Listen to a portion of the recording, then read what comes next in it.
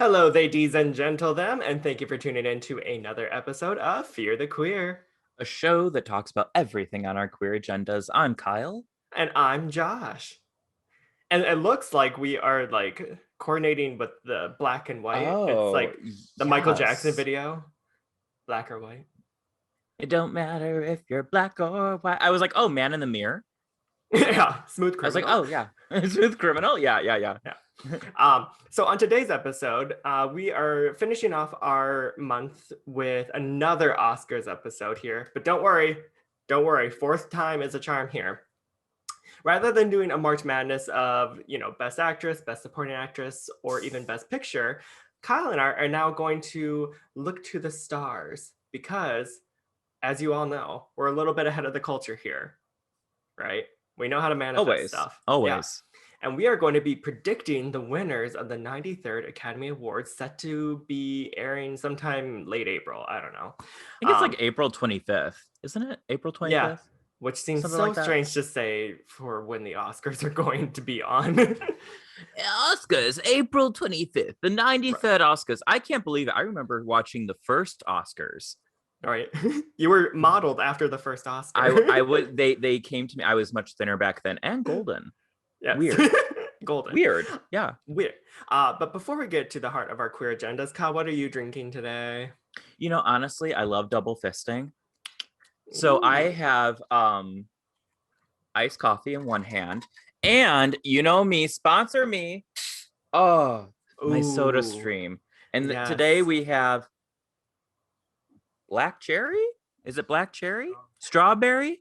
I'm asking my personal assistant, Brandon. Strawberry? Yeah, they made me strawberry today. So thank you.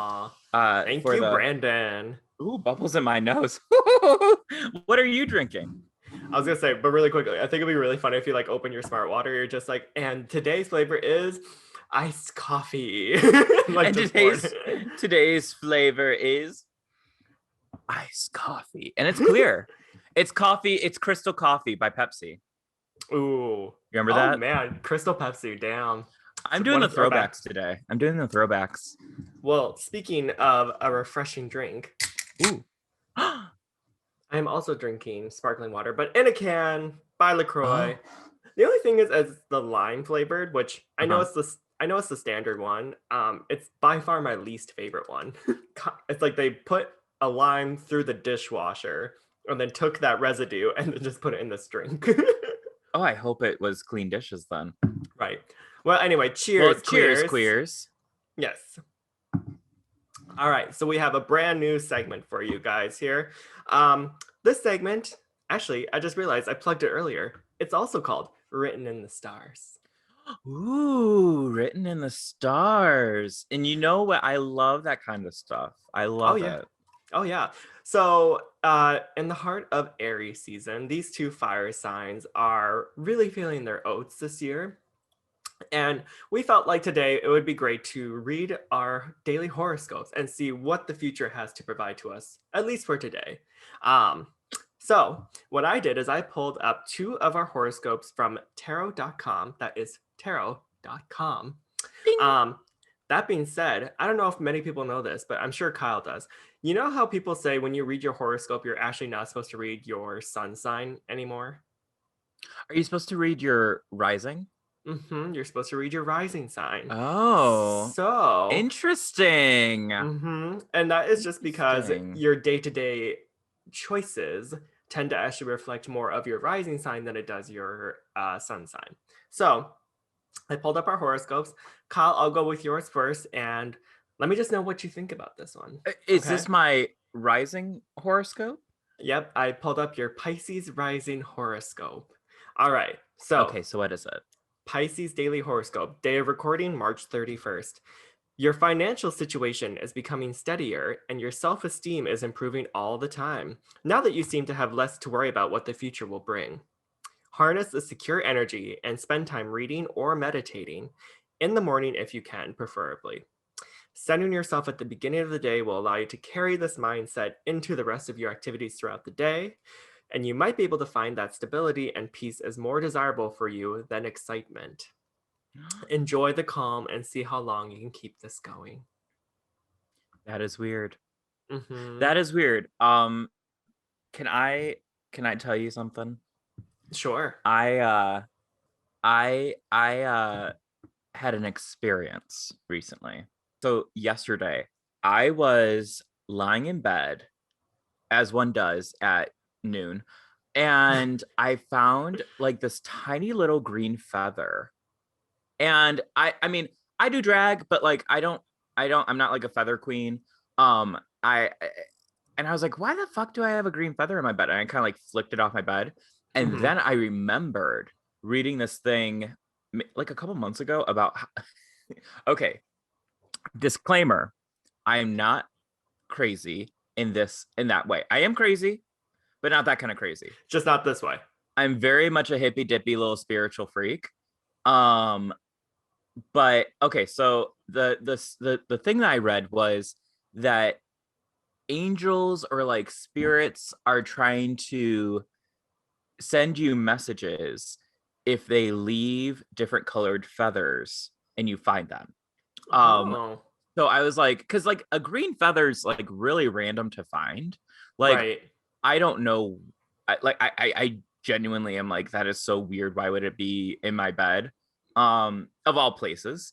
Of course. Um, and so I looked it up and it was like, oh, it means that like, you have to focus on your health and you maybe coming into like some money or your financial situation is going to be really steady, right?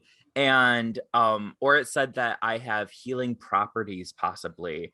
But I thought that was really interesting. Okay, so that horoscope and then finding the green feather in my bed, everyone who is like an audience member right now is just like, okay, so we're writing Kyle off as the crazier of the two. Right. um Which isn't saying but much, but I'll take that. But anyways, so that's pretty interesting. So I guess I'm putting it all together. I'm going to be rich. Is that what it said? you're Just gonna be a kidding. rich, successful woman. No, it sounds Oh, interesting goals. because we talked so many times about like how much we miss going out and how much we want to go to the clubs and yada Mhm. yada yada. But I kind of agree with the sense of like we're there in theory. In terms of Mhm. executing it, I definitely could wait like another 1 or 2 months here. Like, Oh, yeah. I mean, good thing we can't go dancing or anything. right. Um, yeah, I definitely feel like, Well, I mean, there are people who are still going out dancing. Let's be real here. So, oh, yeah, well, that is that's a choice. it's a We choice. we at Fear the Queer like to dance at home still for the time being because we're okay Oh with yeah. that. Yeah. It's good. It gets your heart pumping. My neighbors think I'm doing a Zumba class. Nope, just me twirling to Ariana Grande. Right. Um, so yeah, that's very interesting. Mm-hmm. All right. Interesting. Let me read mine. I'll let you process yours a little bit here. My I have little not my little hippy dippy processing. right. I have not read mine yet. Oh, really? Okay. No. For those of you who don't know, I'm an Aries sun, I'm an Aries moon, and I'm a Leo rising. So I have a lot of fire in me. So my March 31st horoscope. Far off people and places are calling to you, and even if you aren't able to travel, someone from far away can put a smile on your face today. This person may be someone you met while in school or on a spiritual journey, and now they're re entering your life to offer you some fun and freedom. This is a great time for you to network, especially if you're looking to move your operation abroad somewhere. Opportunities come when you spread your wings. Hmm. Um, well, I am going to Colorado in like a week just to Can visit you my say friends. Colorado again? Colorado. You said Colorado. I just Did liked how you I? said it. Yeah, I liked it. Colorado. Colorado. Oh, Colorado. Sorry. it's the Iowa in me. I am going to see my friends in Colorado, and I have been very excited about that because I'm turning 30 in 2 weeks, actually. Very And exciting. I know it's the big 3-0. And I Mhm. wanted to spend some time with people I have not seen in a long time because technically last year was supposed to be my 10-year reunion at my high school, which Uh-huh. I will gladly skip in a heartbeat. Like, no, thank you. But Oop. I did plan to be like, well, I mean, I do talk to like 3 or 4 people from my high school. Maybe it'd be nice if Mhm. we all planned a trip together. And it just so happened that that trip was planned in March of 2020. And that Oh, went out the window. Yeah. I had to, So, excuse me. I had to do like the math. I was like, March of 20. what happened in That was. March? I was like, that's this year. And then I was like, and then I literally thought, wait, what happened? The new normal is so like, I'm not say I hate change, so I'm not gonna say I like it, Yeah. but I've gotten used to it pretty quickly. Anyways, I'm sorry. So you guys planned this trip Hmm. last year. Now Yep. you're vaccinated. Now we're all vaccinated, That's exciting. luckily. Yeah, so I'm Yeah. very excited to be traveling to a new place where it'll fuel my fire. And to be honest, it'll be just nice to get out of the house. I feel like that's the two takeaways from this is that you need to stay in the house and I need to get out of the house. You need to stay in the house. I Yeah. will say that, like, I feel like honestly, I do have some things I need to get taken care of. I do need to go take a nap. See, and you need to do art, which by art, I think it means just posing in bed while you're sleeping. Taking selfies. Yeah. Yeah. I'm like, this will look really good on my alt account. Right. I All don't right. Well, have then one of those. I was like, then you can head out here. I'll take care of the rest here. Thank you. Honestly, you're better at this than I'm okay. I'm gonna get going. I'm Okay. gonna take my crystals with me. I have some crystals here, and we're gonna go take a nap together. So Farewell. farewell. Yeah.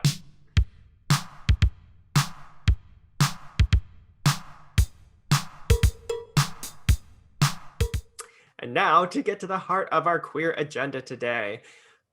Kyle and I are pretty on the ball when it comes to being ahead of the culture, predicting the future. So we're just going to end our Oscar month by predicting the winners of the 93rd Academy Awards that is set to be airing on, what did you say, Kyle? April 25th, if I remember? April 25th. I mean, I could just make it up and say, but it's gonna be airing on April 28th. I was Watch gonna it say, there. Watch it I was then. gonna, I was gonna say, like, watch all of the people who are like, okay, they write it down their calendar, like, what the fuck? They're like, Kyle lied to me. It won't be the first or the last time I will lie to you. This whole Keep you on your podcast is a lie. toes. Yeah. It's all a lie. It's all a lie. I love and hate the Oscars. I think that sometimes um we put a lot of effort into these award shows and Hmm. it's not always highlighting the best of the films, but it does show a lot of really interesting films that people may not have seen before. Plus, because we're queer, it is kind of like our Super Bowl. So it's fun to kind of have these like predictions, March Madness type things, because it's like this and Drag Race. I don't Right. talk sports otherwise. I don't understand sports. I really don't. I can't. What's a football? Right. Like the three athletic, or I mean, the three like Olympic type things that I like to watch are the Winter Olympics because of the ice skating, the Oscars because that's competitive, and then Drag Race because it's a combination of all of them. And it's somehow harder because you have to look pretty while ice skating underwater for RuPaul to win the main challenge. And if you do, you get a statuette at the end. And if you're Denali, you can actually ice skate. So like, That's true too. you can actually do it. Yeah. All right. So because Kyle and I love to chat, we are limiting ourselves to 6 categories because if we did Mhm. all of them, we would be here till the end of time. Let's be real. So No one we, actually cares about editing. right. Do we I, care about editing? Sorry to any film editors out there. I appreciate you. But or like, I you're don't not know, best art direction. I'm just like, ugh, cool. You made a pretty set. Whatever. yeah, I get it and I appreciate them, but it's no one wants to talk about that. No one knows those people. No, we don't know you. So we're No one going knows to, me. I don't care. yeah. So we're going to limit it to 6 categories: best picture, best Hmm. director, Hmm. best actor and actress, and then best supporting actor and best supporting actress. All Yes. right. So, in the tradition of every Oscar ceremony that I've ever watched, shall we start with best supporting actor? Yeah. Let me just Yeah. flip to that page in my notes. Best supporting actor. You'd think I have this in order, but my brain doesn't work that way. Let's do it. Let's do this thing. I love your encyclopedia size like book of notes that you Oh have. yeah, yeah. Well, because I have a lot to say. I have a lot to say. A lot to say. All right. So, in the Best Supporting Actor category, we have these 5 beautiful men here. We have Sacha Baron Cohen. Conan? Wow. I fucked that up already. We're gonna have Conan to the start Barbarian. yeah. Sacha Baron Conan the Barbarian. Anyway, so we have Sacha Baron Cohen in The Trial of the Chicago Seven, Daniel Kaluuya in Judas and the Black Messiah, Leslie Odom Jr. in One Night in Miami, Paul Raci in The Sound of Metal, and then Lakeith Stanfield in Judas and the Black Messiah. All right. So the big surprise for me in this category was Lakeith Stanfield because he actually hasn't been nominated for anything else up until this point here. I've been following the Golden Globes, the Critics' Choice, the SAG Awards, all that stuff. And I'm very, very happy for him. I mean, in all honesty, both him and Daniel's performances are, I think, are leading category status. Do you think that Lakeith being nominated is going to push Daniel out of the way for what would have been an Oscar win? I don't know. Because I feel think Lakeith, and this is obviously no shame to the people they were depicting, but I think the character that Lakeith plays is pretty complex. He's more of like an best supporting actor characterization. Does that make sense? Mm-hmm. Yeah. Then Daniel Kaluuya's character, you mean? Yeah, and I don't know why I put Daniel ahead of him as like a more of a lead. I don't know. Well, I get it. I mean, it is based off of his life and his story. Right. I also just think too Daniel is just such a phenomenal actor that like he kind of feels like a best actor when you watch him on screen. Maybe that's it. Yeah. This actually is a really good category. I've seen all of the films nominated. The one I probably would argue the least against would be Sacha Baron Cohen in Trial of the Chicago Seven, because I actually think Mark Rylance did better as their lawyer. But that's neither here nor there. I hear what you're saying about like the possibility of splitting votes, and then it goes to like a random third person. But who do you think that third person would even be? Well, maybe Sacha Baron Cohen, the Barbarian. The Barbarian? Just because like I feel Faye like Dunaway reads the card like that. and best supporting actor goes to La La Land. So I don't. So who is your pick to win though? Do you have a pick to win? I do, and it is Daniel. Okay, Mostly... well, I'm gonna split your vote. Mine's Lakeith. Ooh, really? Yeah. Okay. Why would you argue that he would win? Because looking at it from a strategic, okay, we're going to talk sports now, but looking at it from kind of like a story arc of him as an actor, he's never been nominated. He's a really good actor. It's a surprise that he's nominated. That's true. So it might be kind of a nice little like, oh, it's so surprising that he was nominated. He should win. Oh my God. That's kind of where my head's going. Okay. I what about totally you? see that. And let me say this. I would not be mad at any level if he won the best supporting actor. Oh, sure. I would be elated because I thought he was phenomenal. And he's done really great work. Like, yeah. Do you ever see Sorry to Bother You? Yeah. He's great in that. He's great in Uncut Gems. He's so good also... because he really transforms into the characters, which Well, it's funny. And you forget that they also both star in Get Out together.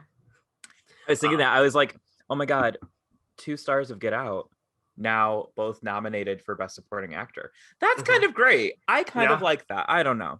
We queer it. The reason why I would choose Daniel is because Daniel was nominated before for Get Out as Best Lead Actors. And I think that kind of gets him good in with the Academy already. So I feel like people will be like, oh, well, I mean, he was so good in this movie and we snubbed him before. We should just give it to him now, That's I could see that argument. I mean, the Academy is kind of like the sunken place of Hollywood. So either of them now, winning and becoming part of the sunken place possibility. I enjoy this category. Or I mean, I enjoy the people nominated. So I am intrigued to see who wins. Of course, it could be what's his name, Paul Raci, for Sound of Metal. like one of those random wins that you're like, why? Right. You're just Like, do like, you remember? oh, Yeah, do you remember that one guy? I think he's British. He like won a couple years ago, and I was like, for Mark like, Rylance. was that who it was? For Yeah, what it was was it? Mark Rylance. Bridge of Spies. Thank you. I was like Tinker Tailor Bridge of Spies. Yeah. Because they're like all the same goddamn movie to me. Right. And I didn't see Bridge of Spies because I'm just like, unless you are, you know what? Unless you're Austin Powers or Spy Kids, I probably won't watch you as a spy film. That's true. Or the upcoming James Bond that's been pushed back a million times. I'll watch that because it has so many leading women that I'll watch that. That's Um, true. If we ever get to see it, if it ever shows up. ever. Come on, Billie Eyelash. Well, what's funny is that poor Daniel Craig is just wanting to like end Bond for so Oh, right. long. And he's just like, oh my God, just release it, He's please. like, just release it. I don't care anymore. Yeah. If there was one person who I could add to this category and knock Who'd you off, add? I would knock off Sacha Baron Cohen, the Barbarian, Nina Bonina Brown, and I would put in his place Alan Kim from Minari because he was so cute. Aww. And He is so sweet. I love that video of him where he's like crying when he won that award. I was like, you sweet little precious baby. I know. And he's like only like 7 or 8. Why not? The thing is that at least how I view the Oscars is that none of it really matters at the end of the day. Like there's no such thing as like a best performance. So for me, I feel like who's nominated and who wins, it's all just based off of a narrative that they want to push. Oh yeah. Oh yeah. And I feel like with the Oscars, if they want to maintain relevant and if they want to kind of keep in touch with like their liberal mindset that they try to push, with all the anti-Asian hate that's going on, they should be like giving Minari so many award recognitions up the wazoo, basically. That's up the wazoo, up the wazoo, up the wazoo. Hello, hey. So I guess that's who I would put in as a replacement. I like that. Yeah, no, I'm totally into that switch out. This is something kind of good. So I think this is a my good category. choices. I think we have some really strong contenders. Oh yeah, I agree. So my choice is Daniel Kaluuya, and Kyle, your choice is Lakeith Stanfield. Okay, cool. Do you have anything else you'd like to say before we move on to the next category? All I gotta say is, Disney, when you decide to make the Sacha Baron Cohen the Barbarian biopic, hit us up because we're already sponsored. We want 10%. I don't even want a huge percentage. I just want a 10%. Lifetime supply of sparkling water. I was gonna say we're already sponsored by SodaStream, putting that out into the universe. Right. All right. I love my SodaStream. On to the next category. So, to support the best supporting actors, we might as well give a shout out to all these best supporting actresses in this category. All right. Sure. So let's go down the list here. We have Maria Bakalova for Borat. We have Glenn Close in Hillbilly Elegy. We have Olivia Colman in The Father. We'll talk about that in a second here. We have Amanda Seyfried in Mank, and then Yoon Ya-jung in Minari. So this category has a lot of craziness in it. The fact that you feel like it's all over the place? Totally. I feel like it's all over the place. I totally see that. Yeah. The fact that we have another Glenn versus Olivia storyline heating up here from their 2018 Best Actress race. We have the original frontrunner, Amanda Seyfried, for Mank, who technically actually hasn't won anything. She didn't win the Globe or the Critics' Choice. We have the Dark Horse in Maria in Borat. And then we also have Yoon Ya-jung in Minari. I don't even know like where to begin in this category because I'm just like any one of them could win and I'd be like, oh. They're all very different performances too. Like they're all very different films. So it's really hard to be like, oh, yeah, that makes sense why they won. It makes sense why they won. I think, okay, from what I've been seeing, I Mm-hmm. feel like it could be Maria Bakalova because for Mm-hmm. Borat, just because um She did win the Critics' Choice. she I was gonna say she already won an award. So she is already getting that momentum, that storyline of like, oh, she could just start winning all the awards. Mm-hmm. Um, I don't see Glenn Close winning. I feel like this is just kind of like someone throwing it to her and being like, here you go, Glenn. Glenn Yeah. Close, but no cigar. Yeah. Right. But could you imagine if they actually did give Glenn her Oscar finally for this? Could you imagine? I think it would shut her up. No, I'm just kidding. I'm just kidding. It's not like Glenn Close is like outside like the Academy's offices just being like, please give me an Academy Award. Don't you know I'm Cruella DeVille? No, Right. I feel like Glenn Close, she's doing fine. Yeah. But she does have a tendency for being such a great performer for just being in shit films. Yeah. Like, what Like is that? especially recently, like cuz people don't know how to utilize Glenn well enough because she is like in my opinion one of the greatest villainesses in history with like all the iconic roles that she's taken on like with 101 Dalmatians and Mm. Fatal Attraction that the president in that one kids movie about aliens. I can't remember the name of that one. Oh yeah, that one. Yeah, you know what I'm talking about. And yeah, they give her like shitty roles where it's like as like her character's name is written as Guardians of the Mama. Galaxy. Hmm? Guardians of the Galaxy. Yes, yes, thank you, thank you. Sorry, you said that shitty kids film, and I was like, shitty kids film. And then, but I kind of like Guardians of the Galaxy. Why didn't they nominate Glenn Close for Guardians of the Galaxy? Right? I thought she was out of this world. Stupid. Um, I actually, so what I've been hearing is that Yoon actually has a lot of momentum behind Minari. Um, Oh, yeah. okay. So she plays the fun-loving, shit-talking grandma who comes to visit the family and live with them in their trailer once they move to America. She has a really fun role. I mean, there's a lot of like fun jokes about her drinking mountain water from, but it's actually just Mountain Dew that the husband keeps buying for her. Um, I don't know. The only thing though is that she apparently she has a lot of hype to win, but she hasn't won any awards to back it up. Oh. Unlike Maria. Now, if Maria did win, I think that'd be great too. Um, Why not? I mean, again, I love that she's nominated for Borat. mhm. So that's kind of fun. I think like, I mean, the cast of Minari, any of them could be nominated and win, and I'd be like, oh, good, Mhm. good for her. Good for Um, her.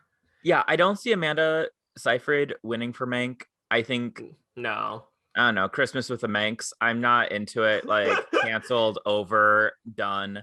I don't see that happening. And Olivia Colman for the father. Now, let me tell you this about the father. So, I work at a bar that's connected to a movie theater.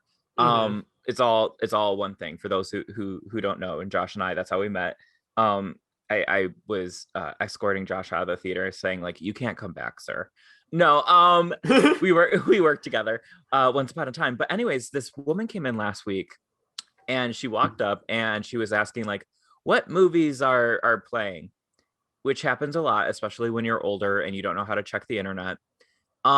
So my coworker started running down a list of movies playing, and he's like, "Oh, we have Nomadland." She goes, "What's Nomadland?" He's like, "Oh, it's about this woman and she's like living a nomadic life." And she goes, She goes, "Back in my day, we call that Kerouac." And I was like, "Back in your day, ma'am, Jack Kerouac was on drugs when he wrote that." Um, and then he was like, "Oh, okay. Well, we also have Judas and the Black." And before he could even say Messiah, she goes, "No." And I was like, "Ooh." I was like, "Not into that." When he started, yeah, racist. When he started to describe Minari, she said, "Why the hell would anyone move to the South?" And I was like, "All right, we're not gonna start shitting on the South. That's okay."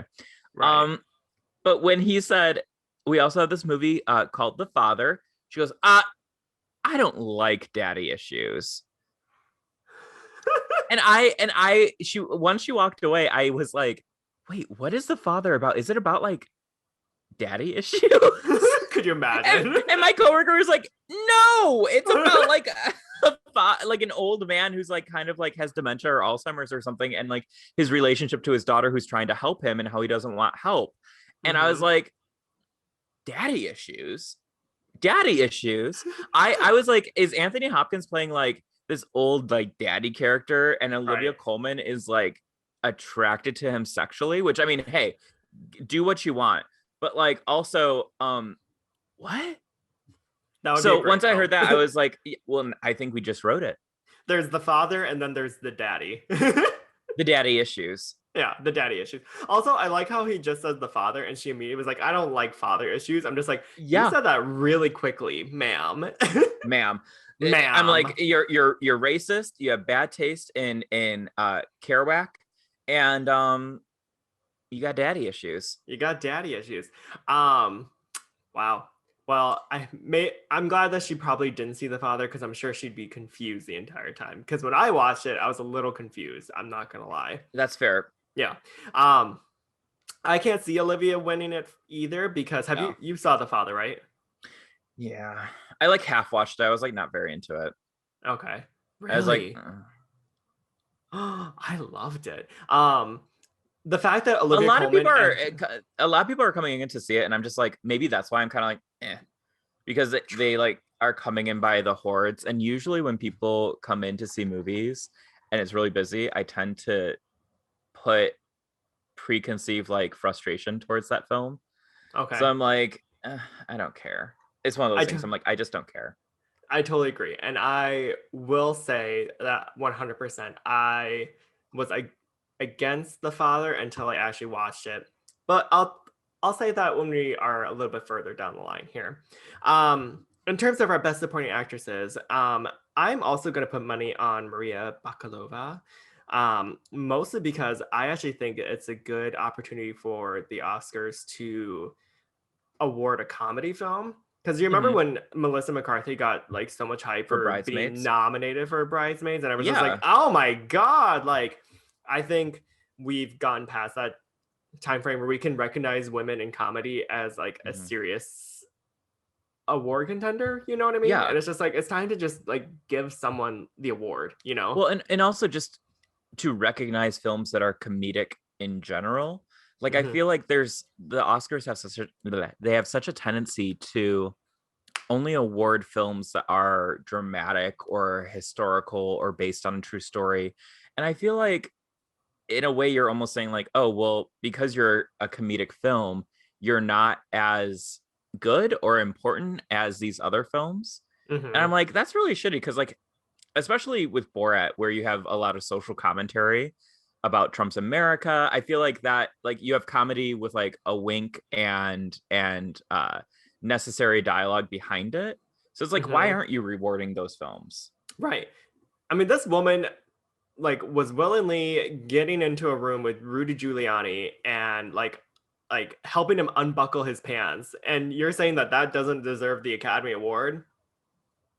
I I don't know anyone who would be willing to get into a room willingly with Rudy Giuliani. Mm-hmm. What has he been up to? What is she doing? Who? Rudy Rudy? Giuliani. Yeah. Probably melting in the sun again. Good. Right. All right. So that's my pick for best supporting actress. Who's yours? Whew. Um, it was the same as yours. I was going to choose Maria Bakalova. I honestly, it's really hard for me because I was like, I can kind of see it going any way because it's so all over the place. Mm-hmm. But for the sake of being different, Oh. I'm going to I'm gonna choose Glenn Close. See, that's if I was an Academy Award winner, everyone who's part of the Academy, that's what they're doing right now. They're like, for the sake of being different, I'm gonna choose Glenn Close, and then they're going to cackle like I just did. It's like stupid. Stupid. And then she's Yeah. gonna finally get up on that stage and get her Oscar. All Oh, right. it'll be so funny. Yeah, I'll say Glenn Close just to be different. All How's right. So that? Kyle has Glenn Close and I have Maria Bakalova. Okay. We'll Glenn see. Close, but I'm so far away from that award. Right. Boo. Okay. So now we're gonna move on. We're gonna take a That's what little they say break. when Glenn Close goes up on stage. Right. We're gonna take a quick break from the acting categories, and we're gonna switch now to Best Director of a Film. Do you have your notes ready? Oh, I got him ready, baby. You Filled got them. out, written in pen, so you know I'm permanent. Not Okay, going to be cool. erasing my answers. So, in the Best Director category, we have Lee Isaac Chung directing Minari. We have Emerald Fennell, director of Promising Young Woman. We have David Fincher, director of Mank. We have Thomas Vinterberg, director of Another Round. And then finally, Chloe Zhao for the director of Nomadland. Now, this one was a little harder for me to do because the Thomas Vinterberg nomination came out of nowhere. I'm going to be real honest. I have not seen Another Round. I don't know who Thomas Vinterberg is. We don't know her. Like, I don't know. I don't know her. I really don't. So right. I'm already writing Thomas Vinterberg off as Me like too. not going to win. Yeah. Oh, me too. What was that Jodie Foster movie, like The Mandalorian, whatever it was called? Like, I was Not the expecting. man, not the Mandalorian, the Manchurian. Yeah, the man, whatever. Yeah, The you know, Mandalorian. I I watched don't The know. Mandalorian. I was Star expecting Wars like the Forever. director of that to show up more than Thomas Vinterberg in Another Sure. Round. So I don't even know what to say about this gentleman. We wish you the best of luck here at Fear the Queer, but you're not gonna get recognition from either one of us today. I don't So know her. I don't know her. All right, so it's really down to four people, I Mhm. say. Lee Isaac Chung, Emerald Fennell, David Fincher, and Chloe Zhao. Okay, so let's go down the list here. Let's start with Lee Isaac Chung's direction for Mhm. Minari. What did you think, Kyle? I think very good. I think Minari overall is well. I'll talk about this when we get to the best picture category. But I Okay. think Minari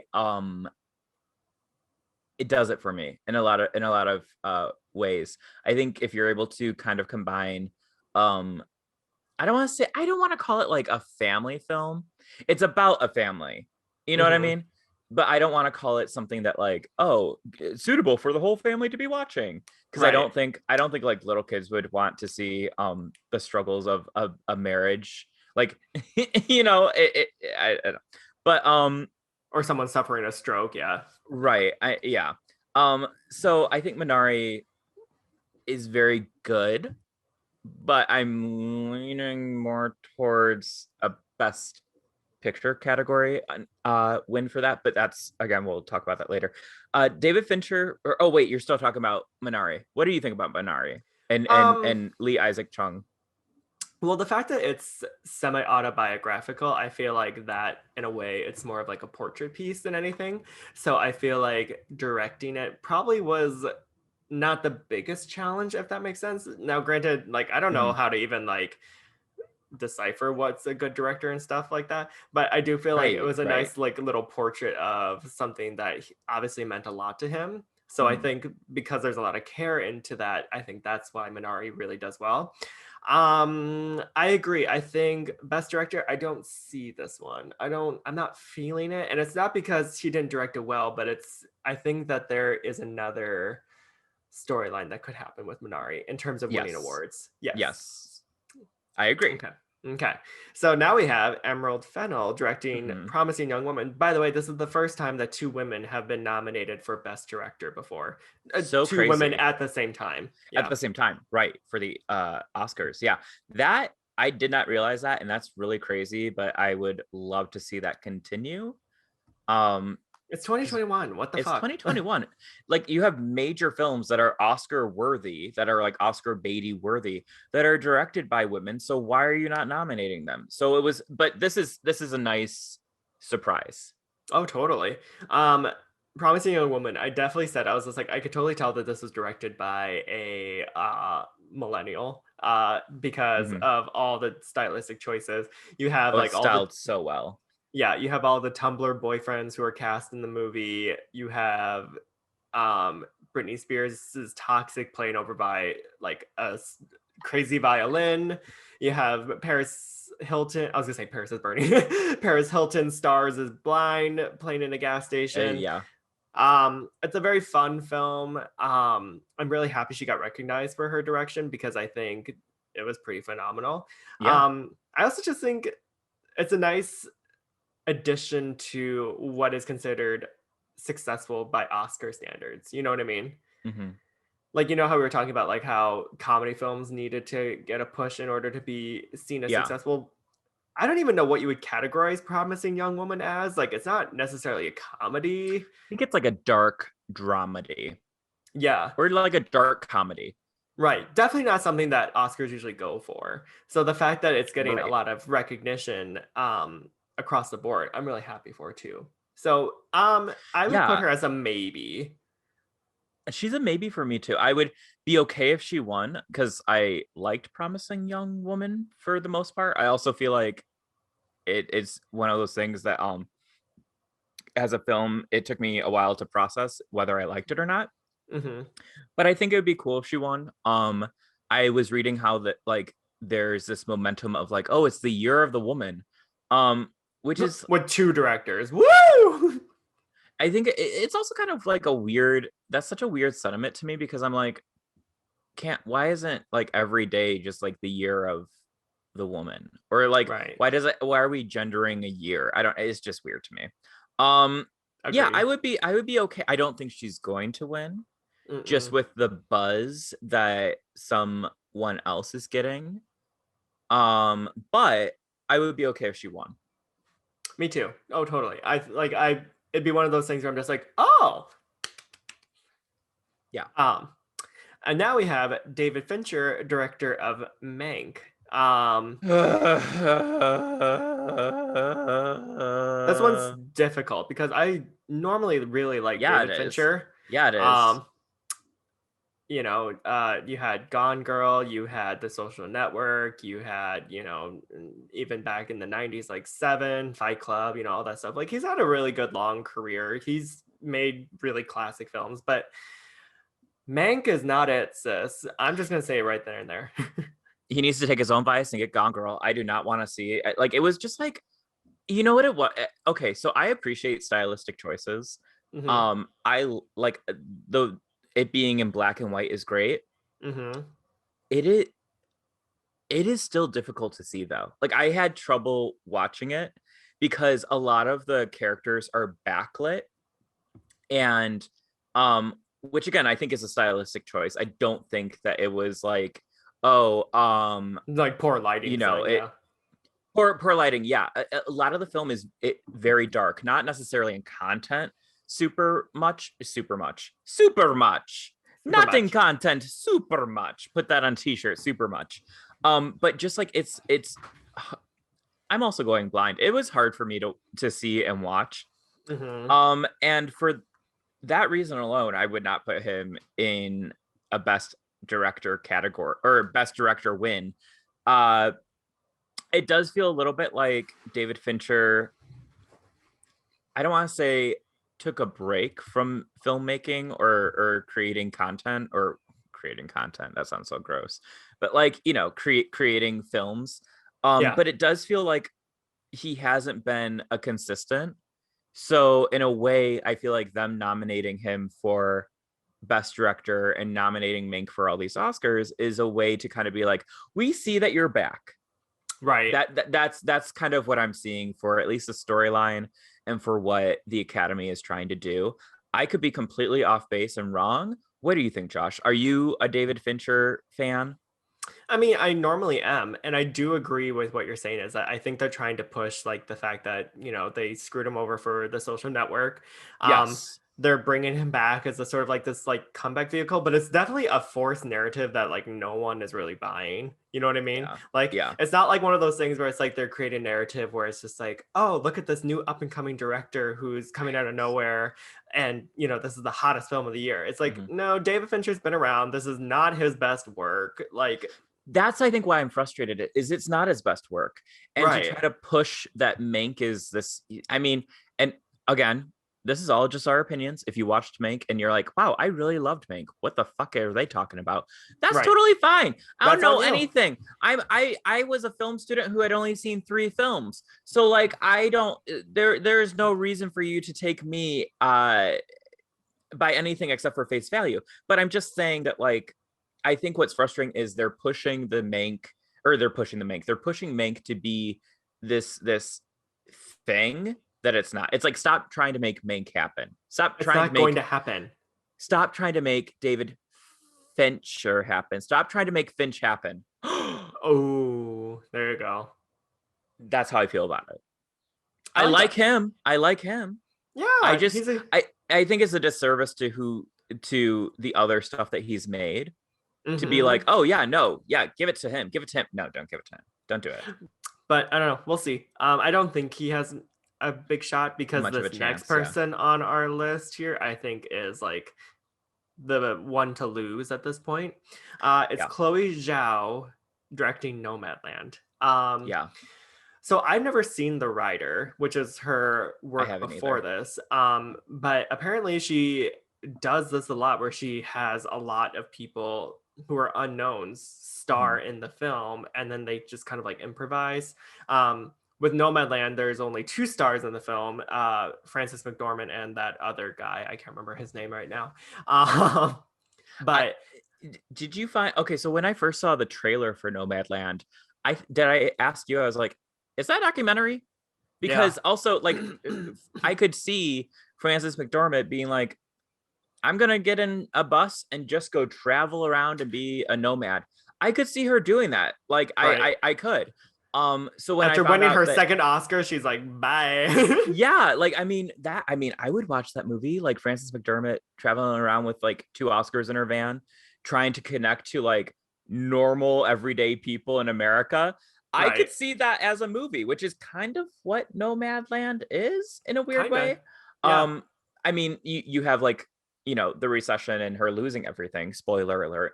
But yeah, I think I really like I'll have to watch The Rider, but I feel like yeah, Chloe Zhao is onto something when it comes Hmm. to casting these people in more of an improvised, unknown situation.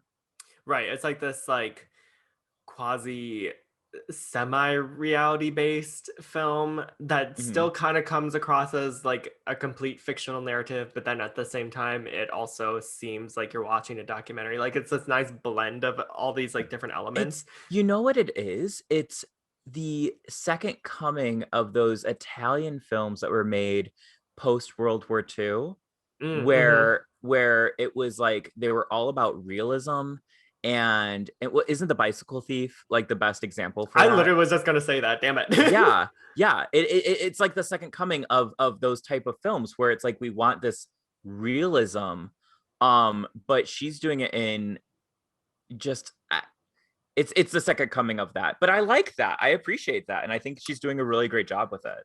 Oh, me too. Apparently she's going to be directing a Marvel film after this, so it'll be interesting to see. We'll see how I might watch it.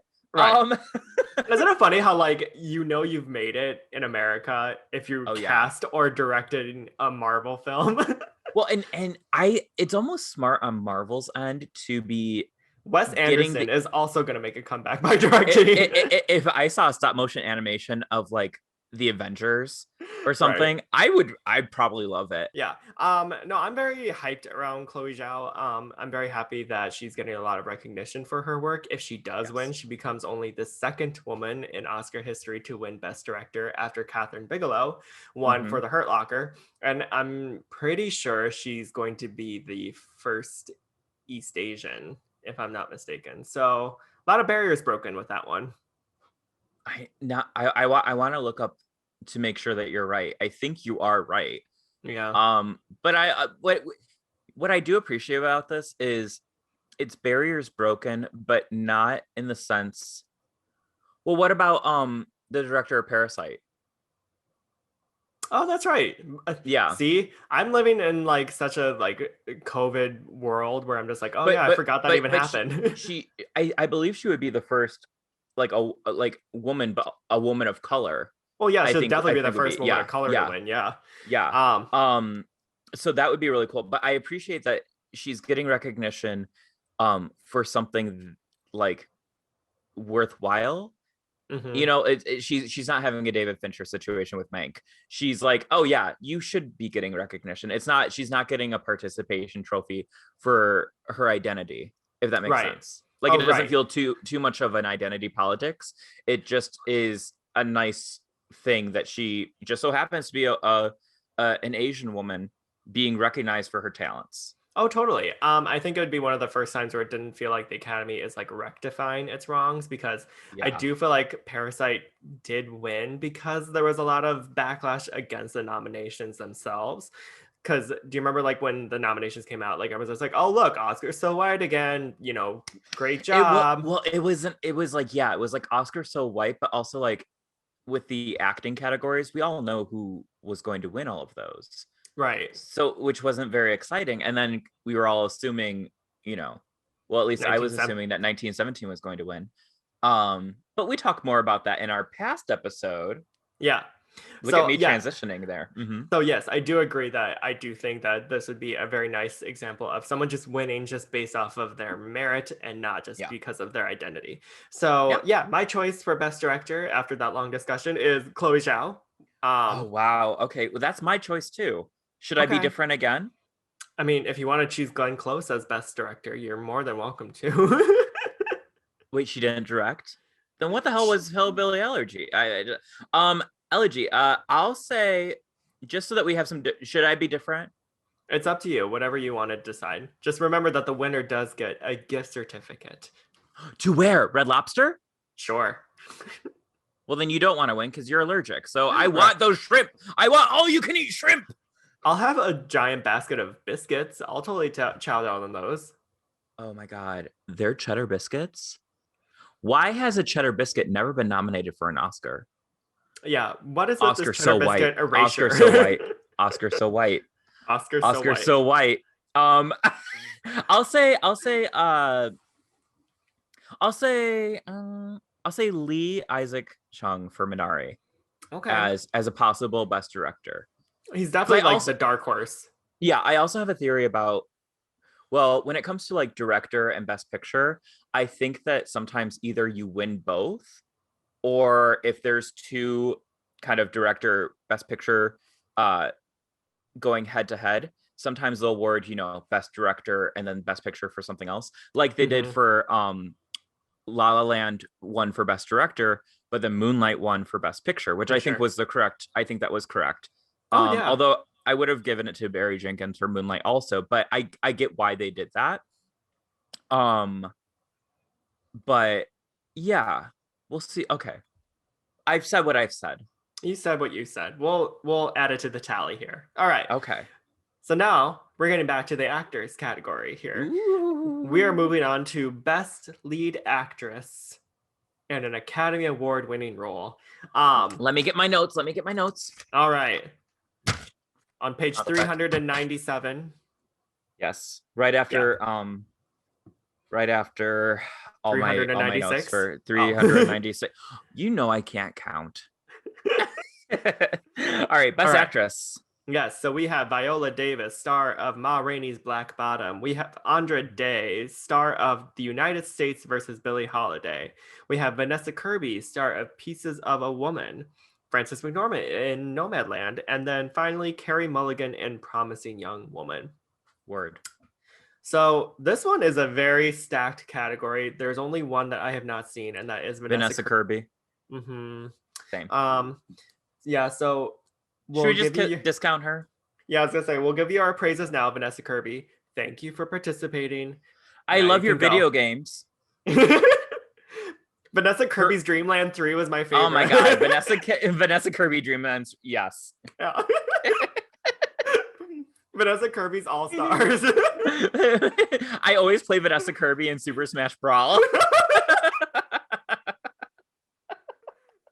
Oh, God. Stupid. So, all right. Yeah, Vanessa Kirby is my favorite video game character, but I as a lead actress, I don't know. After she swallowed the watermelon whole, I was just like, You have such a range, Vanessa Kirby. Yeah, well, I really liked how she was able to suck Donkey Kong, and then she had like his like pound smash. That was cool. She did Oh a my great god. job. The variety that Vanessa Kirby has, I love it. I love that she flies around on her star. Right, I See, was gonna she's say already a star. she's already a star. She doesn't need an Oscar. She would just inhale it. She doesn't hail the Oscars like, That's her acceptance speech. It's just yeah, like, that's yeah.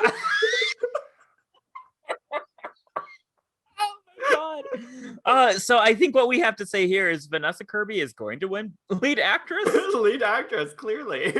Could you imagine her like finding this and like watching this video and being like, what? Right? Like, What's wrong with you people? I was like, you two little queers. What are you trying You're to say right. here? Can she say that to us? You two little queers. Yeah, Like, or why not? she's like, I am the best video game character. Fuck off. Yeah, thank you for the recognition. All right. So let's go down the list here. So we have Viola Davis, who is now the most nominated Black woman in Oscar history for her fourth nomination. Right. Just let that sink in. Before was it Octavia Spencer? It was her and Octavia. They both had 3, right? They both had 3 because 3 becomes before 4. Okay. Yeah.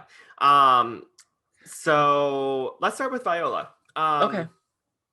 Obviously a legend, an icon already. She is already the moment. Yeah, she already won for 2016's Fences, and I'm really glad that, because the Oscars tend to have this like pattern where they award someone and then they just forget about them completely. Yes. So I'm very happy that she broke that curse. She's nominated again. And I liked her in the role. I don't know if I would necessarily say she's a lead actress in that movie, even though she is the title because there's character. someone else who is a little bit more of the lead. Yeah. I mean, it's Viola Davis. Like, there's not much to really say. Like, she's phenomenal. She's always going to be good. She's always going to be great at the role that she plays. She definitely steals the scene every time that she is on screen. She's up there, she's singing, she's sweating, she's so good. I'm just confused why. I mean, if she doesn't win this year, she'll win next year for Suicide Squad. Right. She's the best part of Suicide Squad. Well, and Margot Robbie. Where's their spinoff? The Margot Robbie, Viola Davis Suicide Squad. That's what we need. Directed by Chloe Zhao. That's DC, not Marvel, but that's okay. Oh, well, still, I'd do it. Well, I'm walking in here as a comic book nerd. Yeah. But yeah, I Viola Davis, she one of my favorite actresses, performers of all time. Love her. She's always good. You know, she's better than good. She is perfection. She's always perfect. Yeah. When it comes to kind of the narrative of who will win, I don't see her really being pushed forward as like, oh yeah, she's going to win for Ma Rainey. I don't see that. I could have seen her winning, and in fact, I actually remember thinking, oh, she's going to win for this because she's so good. Right. But the way that they're kind of campaigning doesn't feel like that. It feels like they're putting their campaign into someone else. Yes, I agree. I think that is actually what the narrative for Ma Rainey's Black Bottom has become in terms of award season, is the fact that there's someone else who will probably win the award, that they really want to shove like all their eggs into that one basket. And they're like, yeah, Viola, we know you're great. You'll probably get nominated again here. Probably just not right this time, you know? Yeah. And I kind of agree with that in a way, because if she did win Best Actress, I personally was just like, if she did win Best Actress, she would only be the second person in history to win Best Actress who is Black. Who was the first? Halle Berry. Halle Berry has 2 Oscars? No, Halle Berry is the first one to win Best Actress as a Black woman. Viola Davis would be the second. Oh, I'm so sorry. I thought you meant like the 2. Yeah. No. This entire segment is all just me not knowing how to count. Right? That's the takeaway here. Yeah. So originally I was just like, oh, I wonder if like now's the time that they're going to do it. But the role itself, I don't know if it's really lead. So I think that's also kind of a factor into it. Mhm. So I'm okay with her not winning this year. And plus Yeah. there's also someone else on this list that I'm like kind of gunning for. Yeah. Same. Okay. Yeah. Same. Yeah. I love you, Viola Davis. You're my everything. But maybe not this year. I would be Yeah. okay if she won. I'd be I'd be okay. totally okay if she won, but Yeah. I don't think it's her year for this. Yeah, agreed. All right, so now we have Andra Day starring as Billie Holiday in The United States versus Billie Holiday. Now I'm we gonna already be talked. honest. Yeah. I haven't watched this, Oh, okay. Um. Well, we did talk about but I do have opinions. she. I mean, she always has opinions, regardless of whether or not she's Me, a watched white it. person who has opinions over things they don't know. Right. Hello. Like what? No. She's great in a somewhat mediocre film. We already talked about her a little bit in our past Fear the Queer episode. Check that out. Um, there's problems with the movie about the sense of they are erasing part of her identity alone by being such a bisexual icon. They just kind Yeah. of like did a lot of bi eraser with her. I think Andra Day was really I think she's really good. She won the Golden Globe for Best Actress, which means that Shirley has like that check mark behind her name here. Mm-hmm. Um, I could see them awarding her simply because if they're looking, so I feel like when we did our Best Actress March Madness, a lot of the women were young, hot commodities at the time, and they just happened to win the Best Actress Oscar. You had Natalie Mm-hmm. Portman, Jennifer Lawrence, Emma Stone. Not that none of them didn't deserve it, but that's a trend. I do think Andra Day fits into that category of like Yeah. young, hot, on the rise. Let's award her the Best Actress Oscar. So I can definitely see her winning. I don't know if I necessarily would say that it's the greatest film. So That's fair. I think that's fair. I could see I when I watch it, I mean I watched the trailer. mhm. So I basically watched the movie. You basically Yeah, did. no, I'm sure she's great in it. It is something that definitely interests me. Mhm. And I'm sure that once I watch it, I'll be like, oh, I've seen worse films. I'm sure it'll be fine. Yeah, exactly. It's kind of like neither here nor there. It's just like, okay, you know. Mhm. Um inoffensive enough where if she did win, you'd be like, okay, good. But if she didn't win, you'd be Yeah, like, well, clearly. So, yeah. all right, on to the next one. We have Frances McDormand in Nomadland, which I mean, we already talked a little bit about Nomadland already, but another Hmm. thing about that is very much a portrait piece of Frances's character. So literally the entire Yeah. film relies on her reactions, her motives throughout the film. So she had a lot to carry on her back, and I Hmm. think she delivered. In all honesty, I think this is probably one of my favorite Frances McDormand um, performances. I've said it once before on this podcast. It's no Matilda. Because it's It's no Matilda. because it's Madeline. I love Frances McDormand. I think she's a great actress. I would be okay with her winning. I don't necessarily want her to win. I have like a weird thing that like if you've won Best Actress semi recently, like within the past like 5 years, you shouldn't be able to win again. Like give some other people a chance who are deserving. Does that That's make sense? true. I'm kind of like So she won, what was it for? The Three three Billboards. billboards, yeah. But Yeah, by that logic, that means that you wouldn't give Jodie Foster the Oscar for Silence of the Lambs because she already won one like a few years before for The Accused. Is that true? Would you do that? then maybe I wouldn't give it to her for The Accused.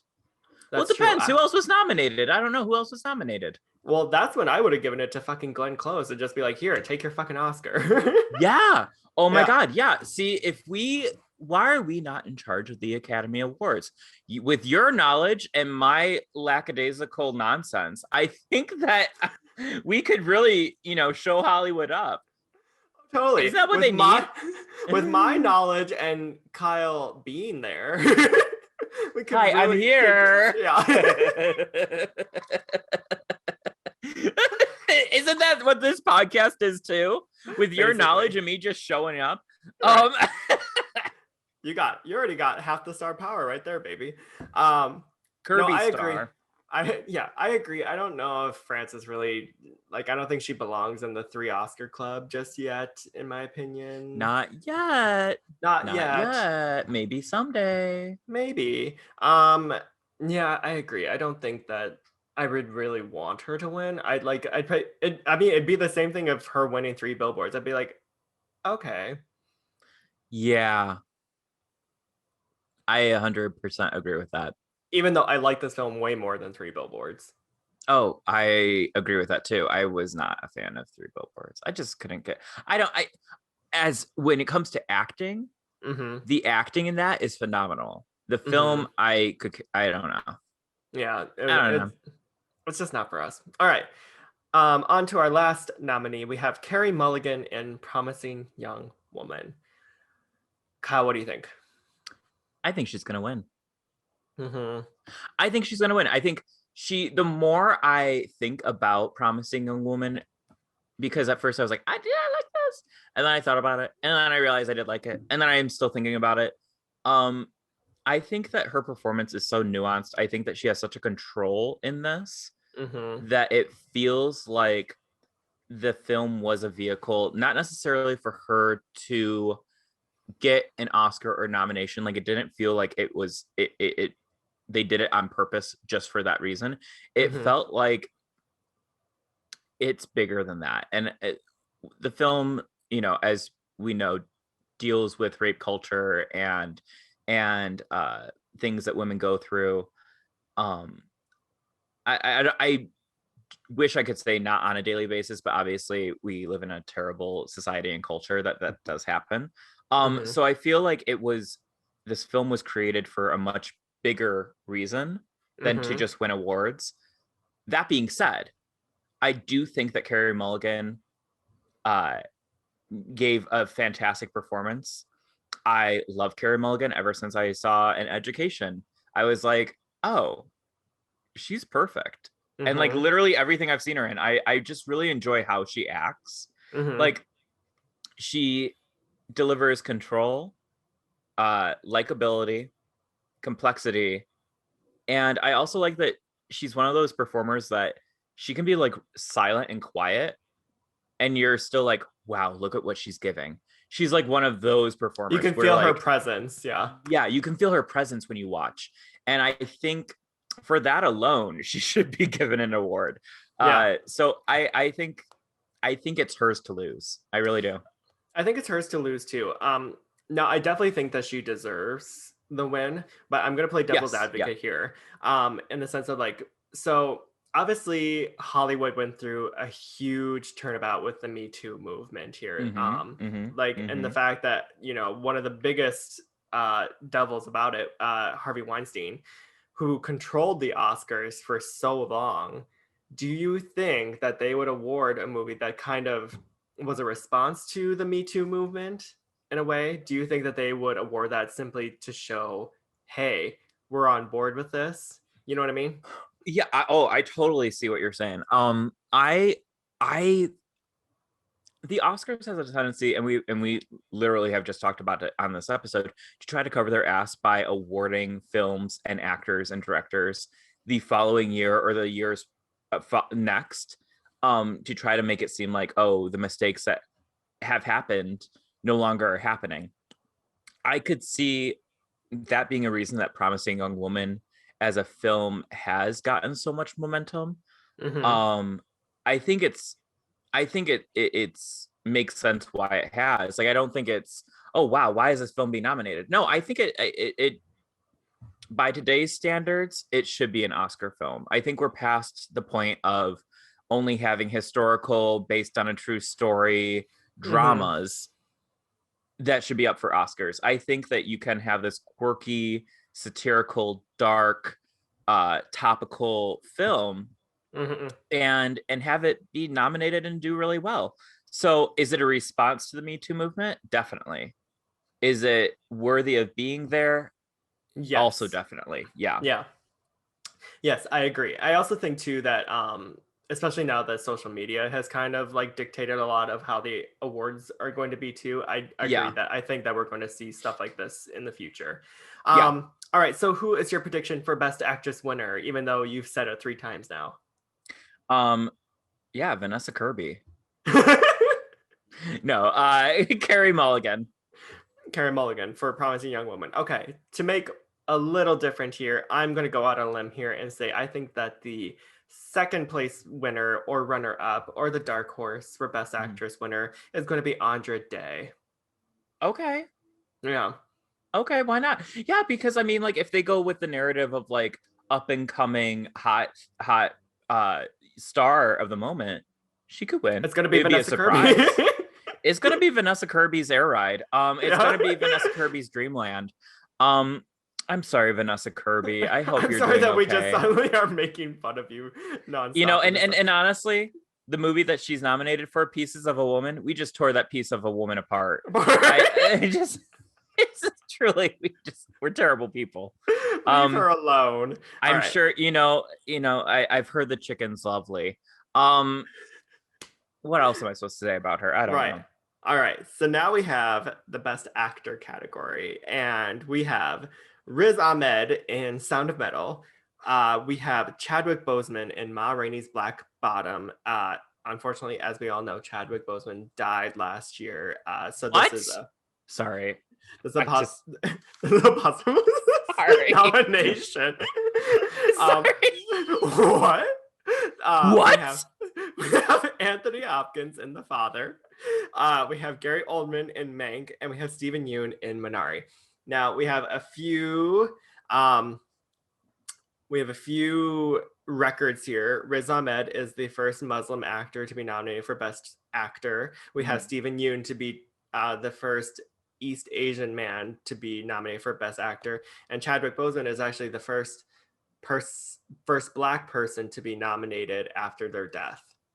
So we have a So lot of firsts here in this yeah. category, and And somehow Gary Oldman stuck in. Well, and honestly, Anthony Hopkins also broke a barrier because he's the first actor over 208 to be nominated.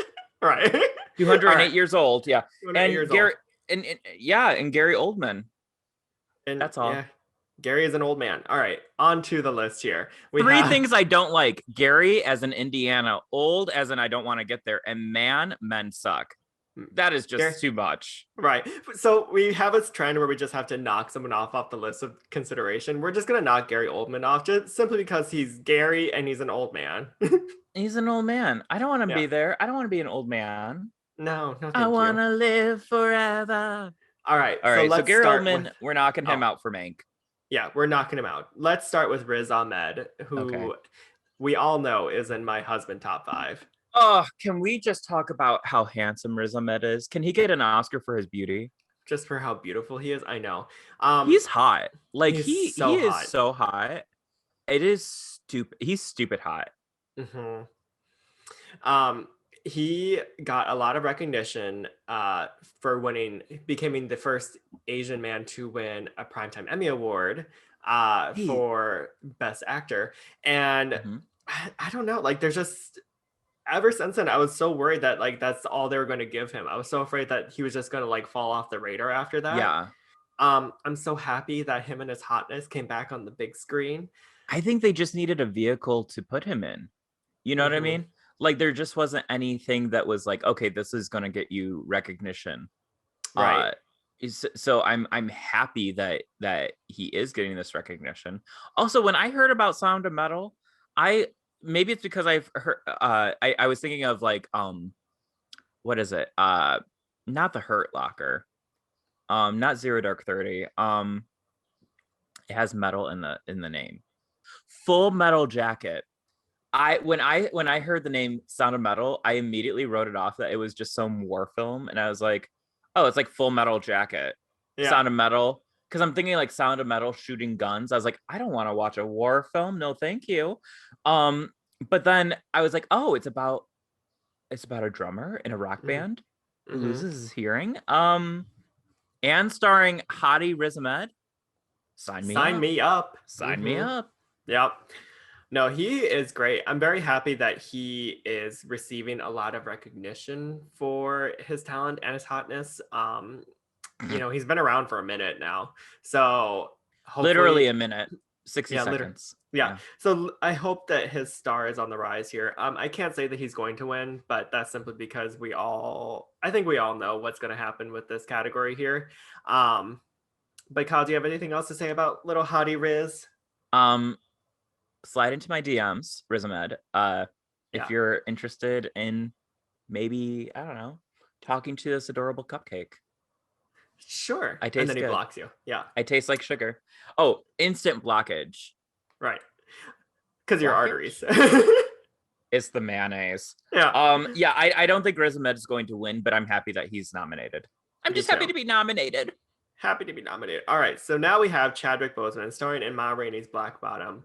Mhm. Um, this one is, I mean, this category, as talented as most of them are, let's just say Chadwick, it's his in the bag. Just say it. Yeah, Yeah. yeah.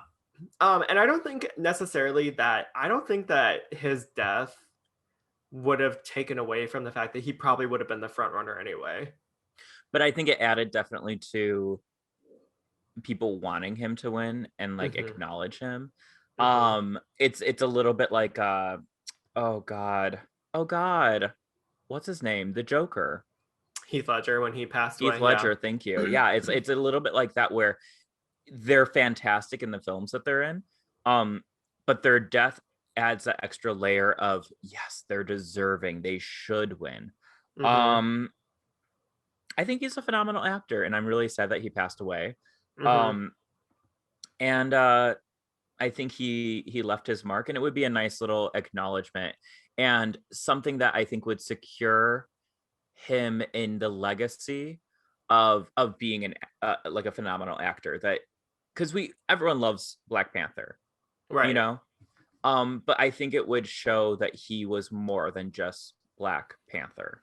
Yes. Like you can't shoebox him into this Marvel superhero Yeah, character. yeah. Um, as as monumental as that character had become in such Hmm. a short amount of time here, um, yeah, it shows that he was a really talented actor. I mean, the film is basically it's in his back pocket. Basically, we follow him around the entire film anyway, which is why I would also argue that Viola Davis probably wasn't going to be winning Exactly. for Best Lead Actress because Yeah, it really yeah. is Chadwick's film. Yeah, and I mean, he's phenomenal in the film in general. Hmm. The fact that you see his character just kind of slowly snap in real Hmm. time, it's just, I don't know, it's really cool to see. Um, yeah, it's unfortunate that the situation that we're in, that he's probably going to win it and you Not be know, able to accept the not award. I was gonna say not be there. But I hope that it's a nice Hmm. legacy piece for someone who is already a really great star. Yeah, I think that that's you summed it up perfectly because I really don't see. Well, Gary Oldman we knocked off. Riz Ahmed we love, but I don't think he's going to get it. Hmm. Steven Yeun, well, maybe, but Should we talk no. about Stephen Yoon? Yeah, let's do it. Okay, we'll go back to For, Anthony Hopkins in a First of second all, here. another hottie, So another hot, little cutie pie, right? so hot. Oh my god, Right? I used to watch The Walking Dead, and I used to think, and I will Add say her there's up. yeah, a lot of people in college would make stupid comments to me, being like, "Oh man, you remind me of Glenn from The Walking Dead." I'm just like, thanks. they Um, they only know one Asian person. You're the only Asian they know. well, right. I mean, Yeah. it used to be Harold from Harold and Kumar, and then it turned into Glenn. I mean, now granted, I love John Cho and I love Stephen Yeun, so like now I'm There just are like, worse people to be compared to. You know who I get compared to? Susan Boyle. I was like Vanessa Kirby. Vanessa Kirby. No, Susan Boyle. I dreamed a dream of fun gone by. Right. So I am, humbled in the fact that people compare me to Stephen Yeun. I'm really happy for him. He's been on Yeah. such a great trajectory ever since leaving the show. Um, I'm just happy because I remember when they killed him off, spoiler alert. But when they killed him off, what? I was kind of like, that's kind of messed up because first of all, I don't watch The Walking Dead. I watched that scene because I was like, what did they do to him? No. I hate it. Um, Mm-hmm. but I'm happy that he has gone on to be a incredible actor. Like he's a bankable actor. Right. I Like was gonna say, like, that's people really now know nice, people like know him as Stephen Yeun. They don't know him as Glenn from The Walking Dead right? anymore. And people know you as Josh and not Glenn from The Walking Dead too, so that's good too. It's because I finally grew out a mustache, and people are just like, oh, now I see. I see. Oh, you're Vanessa Kirby. Yeah. No, I'm really happy for him. I would say he was probably the second place choice of who could win if Chadwick I doesn't agree. win. Um, Simply because, again, I feel like for whatever reason, his star is still growing, even though he's been Oh around yeah. for like 10 plus years now. Um, you know, from leaving The Walking Dead to then starring in like things like Oakja and then Burning Mm-hmm. and now Mm-hmm. this. I, I'm really I think happy for him. yeah, yeah. I think it's great. Yeah. I'm I I'm I'm I'm happy for him to be nominated because I think it's going to it does kind of put it in people's minds like, oh yeah, Steven Yeun, I like him. He's mhm. we should put him in other things. Yeah, I was gonna say another positive thing is that even though it doesn't necessarily guarantee anything, the fact that you have Oscar or Academy Award nominee to your title, Yes. it's always gonna add more money into your pocket It's at the end of the day. more money to your pocket, and you know what? Every movie after that is going to be Oscar nominated or Oscar winner. No Hmm. matter if it's a small movie, big movie, you're always going to have that. So really, it is just a privilege to be nominated. So Yes, thank you. All right, so now let's end with Anthony Hopkins and The Father. I know you didn't like the film, but I will say this is well, probably my I shouldn't say that I didn't. I didn't hate it. I guess I just like other things that have been nominated. Does that make sense? Sure. No, I agree because I do Yeah. think that The Father was the one that it was the last one I did watch because I was like, I'm not really interested in this. Well, But I'm not into daddy issues. yeah, I'm not into daddy issues. But I don't know, Anthony Hopkins, like that was such a good performance. Like the fact that you have this film that's about him losing, or I mean, he has dementia. Mm-hmm. So half the time he plays the movie really confused or angry that he is confused. Yeah. And then spoiler, at the end he finally admits to himself that he doesn't know what's going on, and to see him break down and kind of cry and admit defeat that he needs help, it was just so sad and really touching. And even though it's not my favorite film, I'm happy that I did watch it. And if I had my choice to who I would give the Oscar to, it would be a four-way tie between all of them except for Gary Oldman. So Well, all of there them you are go. all of them are really good this year. I will say. You just want to break. Here's a second Mean Girls reference I'm going to make. You just want to break the plastic tiara and just give it to everyone. Totally. I don't see what's wrong with that. I don't think there's anything wrong with it. It's all made up anyways, so why not? Right. I was gonna say the I Oscars. think that's fine. I like how we go from 0 to 100, like with either way. We're just like the Oscars, like you're always gonna be nominated, like you're always gonna have that title too. And then we're like, Oscars don't mean shit. Oscars don't mean shit. Yeah, no, but they do. They do and they don't. They do and they don't.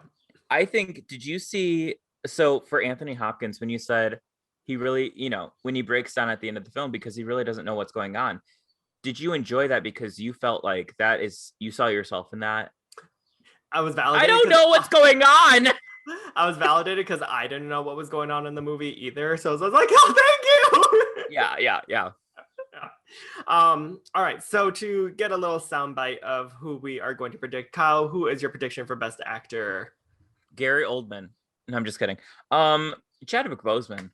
Yeah. It's his. Yeah. Yeah. And I'm sorry, I can't even like make something different. Like it's Chadwick Boseman. Like if either Yeah. of us are wrong, slap us, I guess. I don't know. Because like there's no way Oh he's gonna yeah, lose human this. contact, baby. Yeah. All right, now we're on to our final category, the Best Picture nominee. We have 8 movies. We'll go through them really quickly. Thankfully, we talked about a lot of them, so we'll just kind of skim through it here. Oh But are you yeah. ready, Kyle, for Best Picture? Let's do it. All right, so we have The Father, Judas and the Black Messiah, Mank, Minari, Nomadland, Promising Young Woman, Sound of Metal, and The Trial of the Chicago 7. Okay. So let's get some of these movies out of the way here that we haven't really talked about yet here. Uh, Really, there's only one, which is Trial of the Chicago 7. Kyle, do you think that it's a contender to win? Low key, I think it could. And here's why. Not because I think that it is a really, I mean, it's an okay film, but not Hmm. because I think that it should win, but it feels like an Oscar baity winner. It also, you add a film about a protest gone awry, Hmm. and then you add to the current political climate and society that we live in, it all sort of is this weird symbiotic, like, test tube thing where it's like, oh yeah, of course Trial of Chicago 7 because that's what was going on in society during that day. And I do think that like the best picture winners should reflect what is happening in our society. That being said, I don't think Chicago 7 should win, but I could see them giving it to Chicago 7. Agreed. Mostly because yes, I do agree that the subject matter and the themes of the film definitely reflect, especially 2020, like in a nutshell. Yeah, yeah. So I can definitely see them giving them a win, and plus it has like Aaron Sorkin to the title of it, so like Right. they're gonna eat it up here. Mm-hmm. I could see it. Okay, so we already talked a I'm lot sorry. I'm about. sorry. There's an asshole honking their horn. We're trying to record a podcast. It's Vanessa Kirby. She's here to kick your ass. Oh God. Oh God. She's coming in with the pop. Oh God. Oh my God. All It of a is sudden, Vanessa Kirby. Hi. Hi. all Oh, you hear is. she's. It's her. Yeah. Yeah. Sorry. But could you hear that horn? Are Yeah, I you can hear it. serious? Honk twice if you're an asshole. I'm ready to fight. It's Yeah. Aries season, It's baby. Aries season. All right. So let's just work our way up here. We have Sound of Metal. We briefly talked about it. It's a good film. But like a best picture? Yeah, I wouldn't say best picture Yeah. worthy. No. I mean, ultimately, the best parts about that movie were acting performances, and Mm-hmm. that was with Paul Raci and Riz Ahmed, and Mm-hmm. they're nominated already. So I don't think best picture is really in the realm here. No. Promising Young Woman. I can see it winning I can because too. again, it's a very timely film. Its messages and themes definitely reflect on what society is viewing in 2020 as well. Here, it's definitely left of center. It's not a very obvious Oscar winner. So if it did Mm-hmm. win, it'd be like a really nice surprise that would boost morale about how the Oscars aren't so outdated anymore. And also, it's just like an overall well-made film, in my opinion. Yeah. I think that promising young woman, I mean, I think it could be something that could be considered. Hmm. That Um, I agree with everything you just said. yeah. All right. Nomadland, which we already talked about here. But Kyle, Mm-hmm. what do you think? I think for me, it is not my pick to win, but I think that it definitely has front runner status. Hmm. I I it's mean, I think it's my second pick that it well, it's not my second pick in the sense that I like it better, but I who I think is going to win, I think it could be Nomadland. oh yeah, I mean, it definitely. I mean, it won the Critics' Choice for Best Picture. It won the Golden Globe for Best Picture, so it's definitely front runner status here. Mm-hmm. It's not my choice to win Best Picture. I liked it. I Yeah. wouldn't say it's even in the top 5 films that I've seen this year. Um, do I like it? Yes. Is it my favorite? No. Would I be mad if it won? I'm not necessarily mad, but I don't think I would agree with it, if that makes sense. Oh, totally. Like, it's a really good film, and if Chloe Zhao won for Best Director, beautiful, love it. Yeah. Best Picture, ugh. Well, yeah. Yeah. Yeah. Minari, That's my pick to win. that's my pick to win too. Minari is my pick to win. I think it we were just talking about how you choose something that has to do with you choose the best film uh that relates to what's going on in society, and recently with all the anti-Asian hate that's been going on, you have that, you have a story of an immigrant family, you have a story of that takes place in the South, which we know is under a lot of attacks when it comes to the people who govern those places. Mm-hmm. You have a story about family, you have a story about a marriage, and the semi autobiographical concept. It's my pick to win. It's my pick to win. Yes, I agree. I also will talk about in terms of like Oscar categories. I think there's a lot of policing behind Minari at first of like where it fits in categories because a lot of people were trying to push it into best foreign language film. And yes, though most of the film is spoken in Korean, it's still an American Mhm. film at the end of the day. It's set in Right. Oklahoma, you know? Isn't it, Uh, what a surprise that you can have a film that takes place in America and speak a language that isn't English and still be considered American. It's almost as if that mindset is kind of xenophobic. Oh, I mhm. don't know. Right.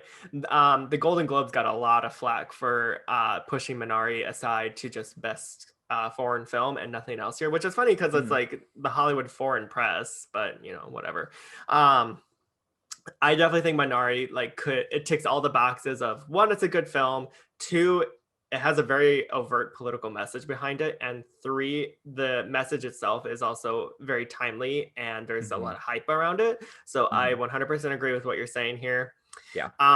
Let's just get the last three out of the way here. Mank. Mank, I don't think it's going to win.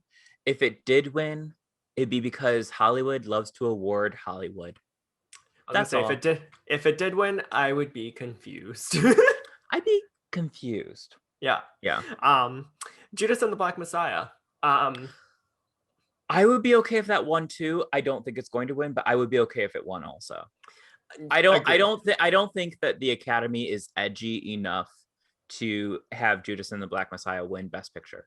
No, not yet. I don't think Not yet. Judas and the Black Messiah is too radical of a film for it It's too to. radical. If it did win, it'd be cool, but I think that it there are members of the Academy that are scared Mhm. of anything like that. Oh, totally. And another thing too is that I always view Judas and the Black Messiah as like the yang to the Trial of the Chicago Sevens yin, because they're Mhm. both set in Chicago, both I think within like a year apart. But one is the white experience about injustice, the other is Right. the black experience of injustice. Mhm. And so I think they complemented each other well, but because of that, I also think that they cancel each other out for winning Best Winning. Picture. Yeah. Yeah.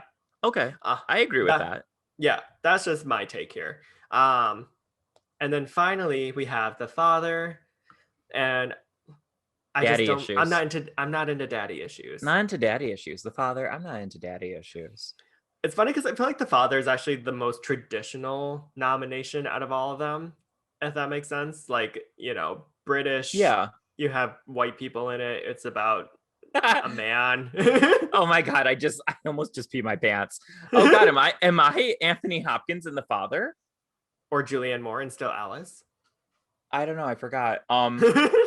That's a no for me. Yeah, it's a Um, no for me, dog. all right. So just for a soundbite here, who do you think is going to win Best Picture? I believe that Minari will win Best Picture. Okay. I still believe that Nomadland is going to win Best Picture, but Mhm. it's mostly just because I don't want to get my hopes up here. But That's fair. If Minari does win, If Minari does not win Best Picture, well, you can just say my name isn't Vanessa Kirby.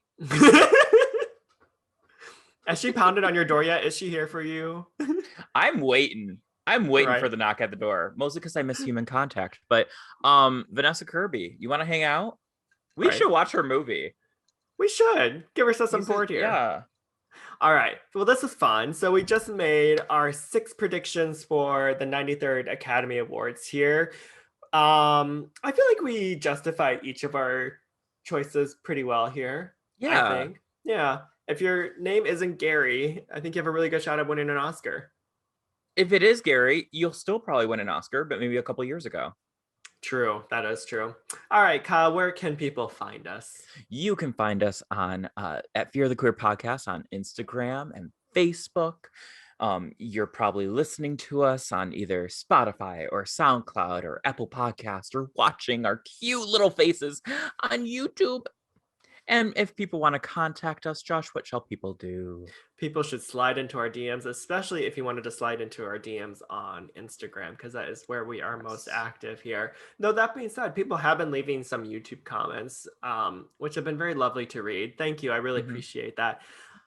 I cannot stress this enough. If you watch our videos, if you listen to our podcast, please interact. Like, please send us likes. Please give us Don't be feedback. A fake fan. Don't be a fake friend. Don't be a fake friend, because the more we know of what you guys like and what we don't like, the more we'd be able to completely ignore that and just do what we want to do for you. And the Academy Award goes to Fear the Queer. Fear the Queer. Stars of Vanessa Kirby's Dreamland. Oh my gosh. Vanessa Kirby's Dreamland. That's the title of this episode. I was gonna say, I think that's Vanessa Kirby's Dreamland. Yeah. Yeah. All right. All right. This podcast has given her more recognition than anyone else during the Academy Award season has. You're welcome, Vanessa Kirby, Dreamland. I was like, this is the biggest platform you have ever gotten. It's seriously, and oh, that's so sad, because we're not. That's not it, sis. Yeah. Oh my God, I love it.